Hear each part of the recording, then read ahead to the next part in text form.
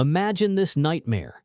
You're at the cruise terminal, bags packed, passport in hand, ready for the vacation of a lifetime, only to hear those four dreaded words: sorry, you can't board. Forget the obvious mistakes, like an expired passport or arriving late. Because in 2025, some of the most shocking denials are happening for reasons you'd never, ever expect. Today, we are exposing the unwritten rules and hidden policies that cruise lines don't advertise, but absolutely enforce.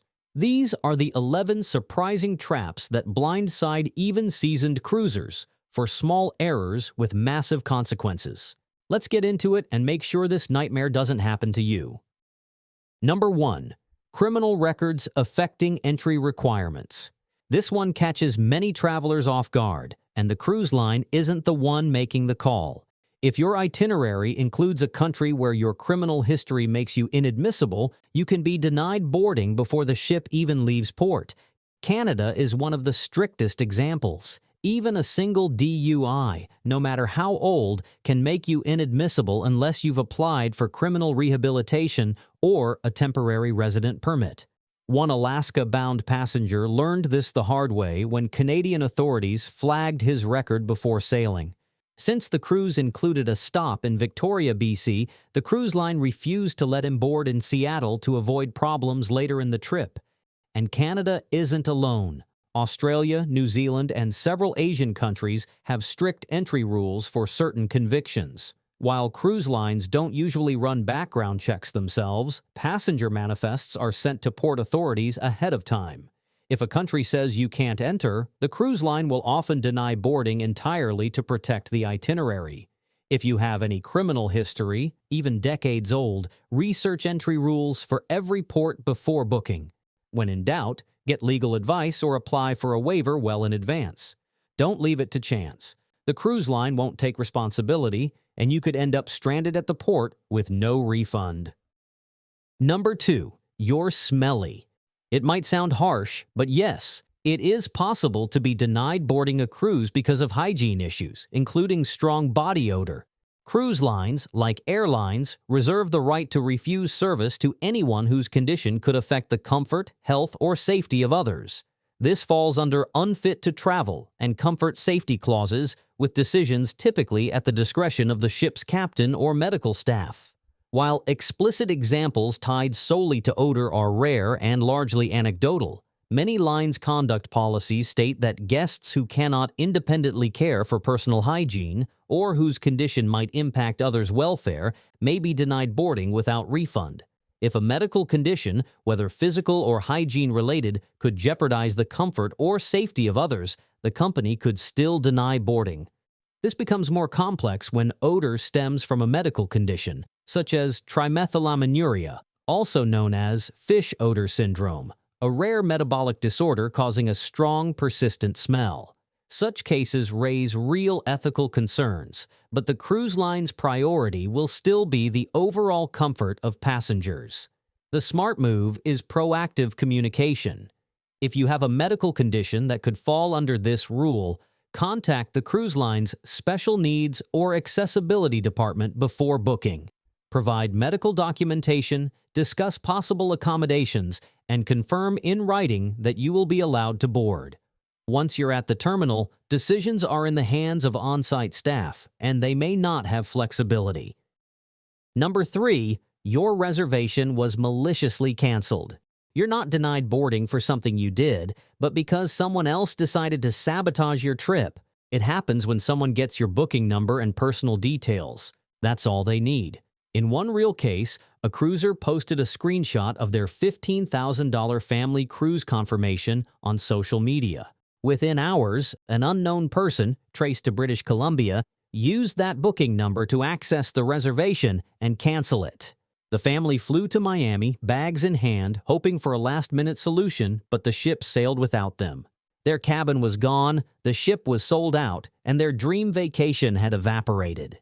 Carnival offered them interior rooms as a replacement, a far cry from what they'd booked, but the damage was done. This shows just how vulnerable travelers are. One booking number in the wrong hands can erase months of planning with a single click. Guard that number like a bank password. Never post reservation screenshots or share sensitive details online. In today's world, an innocent post can be an open invitation for someone to destroy your vacation. Number 4. Incomplete or inaccurate booking info. This is one of those mistakes that seems minor until it ruins your entire vacation. Incomplete or inaccurate booking info means errors in the cruise line's system, typos or mismatched details in your reservation. Your booking record must exactly match your legal ID. That means your full legal name, correct date of birth, and accurate passport details. One traveler discovered too late that their booking listed the wrong birth year. Immigration flagged it during the manifest check, and the cruise line couldn't fix it before departure. With no time to correct it, he was denied boarding on the spot. And here's the kicker. These problems can happen even if you booked months in advance. A wrong passport number, missing middle name, or incorrect suffix can all cause trouble, especially on international cruises where manifests are sent to port authorities ahead of time. If your details don't match exactly, it can turn into a legal and logistical headache. Don't wait until check-in. Review every detail the moment you get your booking confirmation and fix any errors immediately. A 5-minute call months before departure is far better than a last-minute disaster at the pier. Number 5. Inadequate or mismatched identification documents. This is one of the most common and most heartbreaking reasons passengers never make it past the pier, and it's almost always preventable. Expired passports and missing visas are obvious problems, but the real danger lies in the small details. Cruise lines don't just check if you have a passport, they check if it's flawless. A tiny tear, water damage, or a faded photo can make it invalid. One couple lost their trip over loose stitching in a passport, even though it had been accepted by another country just weeks earlier. Name mismatches are another trip killer.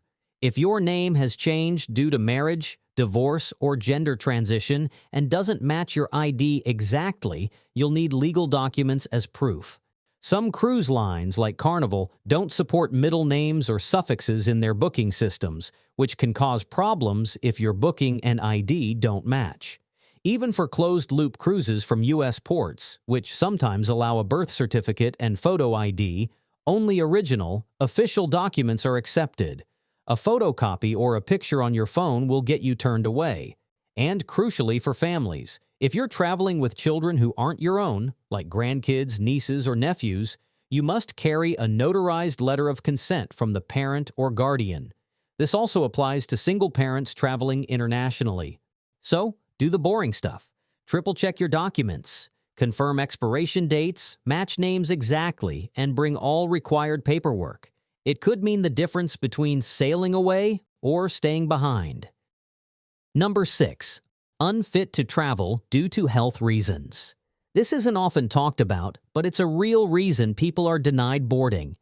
And it's not just about having a fever anymore. Cruise lines have medical staff at the terminal, and if they decide you're unfit to travel, whether because of visible symptoms or a recent health issue, they can turn you away on the spot. One woman was flagged for a persistent cough she knew was just allergies. She wasn't contagious, but staff feared it might be something more serious. After a quick evaluation, she was denied boarding with no refund. In rare cases, passengers using wheelchairs or other mobility aids have also been turned away, but only when additional medical or safety concerns were present, never for mobility alone. These examples reveal just how cautious and subjective these decisions can be. Any visible signs of illness, suspected contagious conditions, significant cognitive impairment, or recent major surgery can result in denied boarding. In many cases, cruise lines require a signed fit-to-sail letter from your doctor, especially if you've had a recent or ongoing medical condition. Cruise ships aren't hospitals, and medical emergencies at sea are difficult to manage. If you have any recent or ongoing health concerns, physical or mental, contact the cruise line's medical department well in advance. Declare your condition, confirm the required paperwork, and avoid last-minute surprises at the terminal. Number 7. Unaccompanied minor and age policies. This rule quietly kills spring break dreams and graduation trips before they even begin. Just because you're old enough to book doesn't mean you're old enough to sail solo. Most major cruise lines have strict minimum age requirements for occupying a stateroom without an older companion. If you're sailing from North America with Royal Caribbean, Carnival, Norwegian, Princess, or MSC, you must be 21 or older to have your own cabin. Travelers under 21 must be accompanied by someone aged 25 or older, unless they're legally married or active duty military. But here's a twist. If you're sailing with Royal Caribbean from outside North America, the minimum age to sail alone drops to 18. But Carnival and Norwegian keep their 21-plus rule globally, unless you meet an exception. Virgin Voyages takes a different route. It's an adults-only cruise line, and 18 is the absolute minimum to book and sail. Picture this. A group of college friends arrives in Miami, boarding passes ready, but none are 21. The cruise is paid in full, but at check-in, their IDs reveal the truth.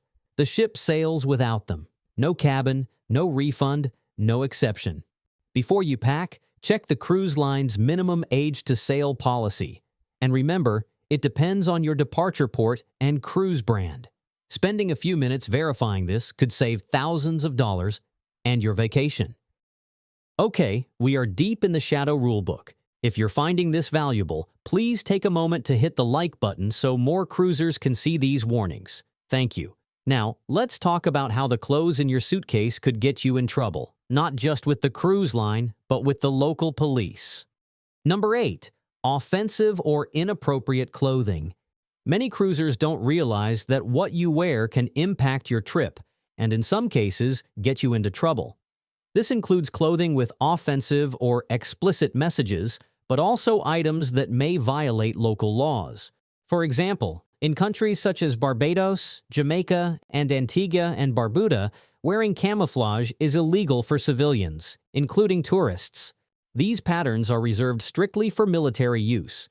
If your cruise stops at one of these destinations and you wear camouflage ashore, you could be fined, asked to change, or denied entry by local authorities. In one case, a passenger wore a camouflage tank top on embarkation day and was pulled aside. He thought nothing of it. It was just a fashion choice. But staff warned him that wearing it ashore could lead to penalties or even arrest. While enforcement varies, and some passengers report no issues, it's not a risk worth taking. Cruise staff may also ask you to change if your clothing is deemed inappropriate for the ship's family-friendly environment. Refusing to comply could result in denied boarding or even removal from the ship. Bottom line, before you pack, do a quick Google search for clothing restrictions for every port you'll visit. And as a general rule, leave the camo and anything with controversial or explicit content at home to avoid unnecessary stress or missing a port you were excited to see. Number 9. Failing the mandatory safety drill. You've made it past every checkpoint, stepped onto the ship, and the music from the Lido deck is calling your name. It feels like the vacation has begun, but it hasn't.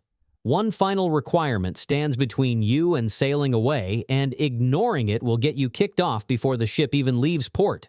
I'm talking about the mandatory safety drill, or muster drill. This isn't a friendly suggestion. It's required under international maritime law.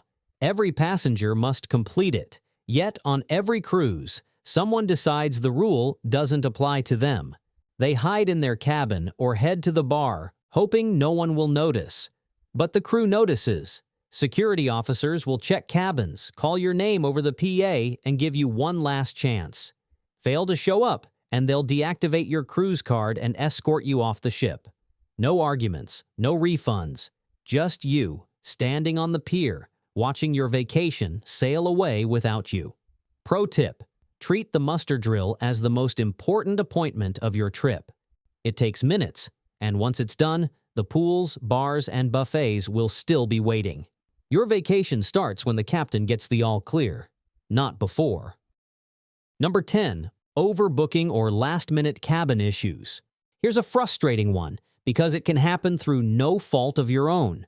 Just like airlines, cruise lines sometimes overbook their ships, and in rare cases, a last-minute maintenance disaster, like a burst pipe or broken air conditioning, can take your specific cabin out of service.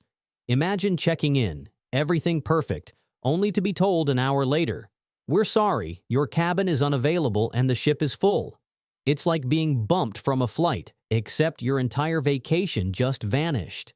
While most cruise lines handle overselling by offering volunteers generous compensation to move sailings, passenger reports confirm that involuntary bumping can still happen, especially with guarantee cabins or sudden maintenance issues. Documented cases of overselling and last-minute cabin cancellations have occurred as recently as this year. If this happens to you, don't accept the first offer you're given. Negotiate for better terms, such as a full refund plus a significant credit toward a future cruise. You can't eliminate this risk entirely, but you can lower it. Book directly with the cruise line, avoid guarantee cabins, and complete your online check-in the moment it opens. Passengers with early check-in and confirmed cabin assignments are the least likely to be bumped. Number 11. Filing a post-cruise credit card dispute or chargeback. This is one of those reasons that sneaks up on travelers, sometimes years after their last sailing. It happens when a passenger, unhappy with some part of their cruise, files a credit card dispute or chargeback once they're back home.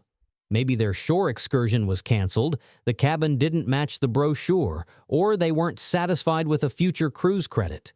The bank might agree with them and issue a refund, but the cruise line doesn't see it that way. To them, it's an unpaid debt, and they have a long memory. Many passengers only discover the fallout when trying to book another trip, only to find they're on the cruise line's no-sail list. Some even get letters from debt collectors demanding repayment.